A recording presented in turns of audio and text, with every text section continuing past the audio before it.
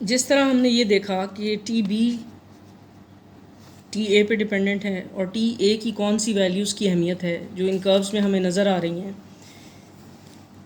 T threshold क्या है और टी ए डैश क्या है, यानी कि मैक्सिमम वैल्यू क्या है जब मिनिमम वैल्यू क्या है जब रिएक्शन हो सकता है, और कब तक वो डबल वैल्यूड रहता है और कहाँ से वो सिंगल वैल्यूड शुरू होता है। ये उसकी सिर्फ kinetic energy of the incident particle पे डिपेंडेंस है। इसी तरह हम थीटा की वैल्यूज़ में इंटरेस्टेड हैं कि उसकी कौन सी मैक्सिमम वैल्यूज़ पॉसिबल हैं। तो उसको समझने के लिए हम ये देख सकते हैं कि थीटा पे कौन से पैरामीटर्स डिपेंडेंट हैं। हमने जब टी ए डैश की वैल्यू निकाली है तो हमने थीटा को ज़ीरो अज्यूम किया था।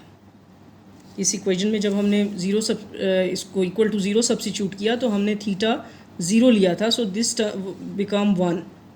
लेकिन अगर हम इस पे डिपेंडेंसी चेक करना चाह रहे हैं और हम इसकी मैक्सिमम वैल्यू निकालना चाह रहे हैं तो we need to keep it.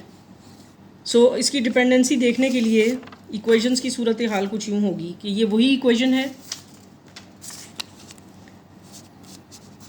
कि मैंने इस स्क्वायर रूट के अंदर वाली टर्म को ज़ीरो सब्सिट्यूट किया है फॉर थीटा एम के लिए।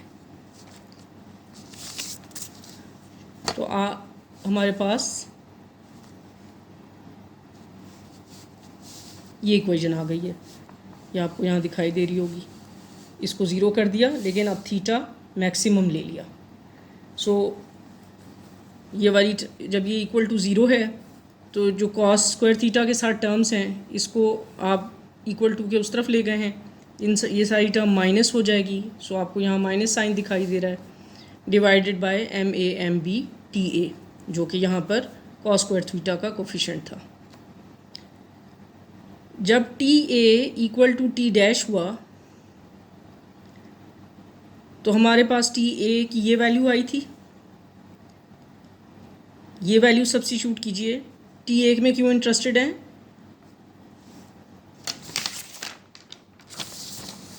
ये वो लिमिट है कि जब वो सिंगल वैल्यूड होना शुरू हुआ है, इसलिए हम इस वैल्यू में इंटरेस्टेड हैं। तो आप इस इक्वेशन में टी ए की जगह टी ए डैश की ये वैल्यू सब्स्टिट्यूट कीजिए। यहाँ टी ए है, यहाँ टी ए है, सो ये दोनों जगह पर इक्वेशन में यहाँ पर टी ए है, डिनोमिनेटर में टी ए है, इसकी जगह टी ए डैश को सब्स्टिट्यूट कर रही हूँ। यहाँ सब्स्टिट्यूट किया तो ये सिचुएशन हो गई और डिनोमिनेटर में सब्स्टिट्यूट हुआ तो ये सिचुएशन हो गई। ये टर्म कैंसिल आउट हो गई, M Y Q minus M Y Q हो गया जो कि ज़ीरो हो गया, ज़ीरो से ये मल्टीप्लाई हो गया तो सारी ये टर्म ज़ीरो हो गई। तो cos square theta M equal to zero होना चाहिए। कब ये ज़ीरो होता है? जब थीटा 90 डिग्री हो। सो इस बात का मतलब ये है कि ये zero, theta equal to zero और थीटा इक्वल टू 90 के दरमियान है डबल वैल्यूड फंक्शन।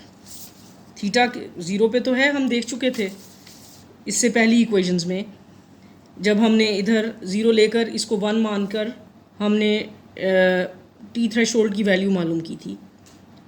अब हम देख क्या रहे हैं? हम देख ये रहे हैं कि ये मैक्सिमम कब होता है, यानी इसके बाद इसकी वैल्यू ने मैक्सिमम वैल्यू क्या है। सो ये बिटवीन 0 एंड 90 डिग्री लाई करता है और 90 डिग्री इसकी मैक्सिमम वैल्यू है जो अभी हमने कैलकुलेट की है। जब टी थ्रेशोल्ड के बराबर होता है तो ये सिर्फ थीटा ज़ीरो के लिए पॉसिबल है, यानी कि जब टी थ्रेशोल्ड के करीब है तो सिर्फ ये आपको दिखाई दे रहा है कि ये एंगल ज़ीरो पे ऐसा मुमकिन है। और हाँ, वो हमने इक्वेशन सॉल्व करके भी देखा है जिसमें हमने इसकी वैल्यू, दोबारा से वो इक्वेशन दिखाती हूँ।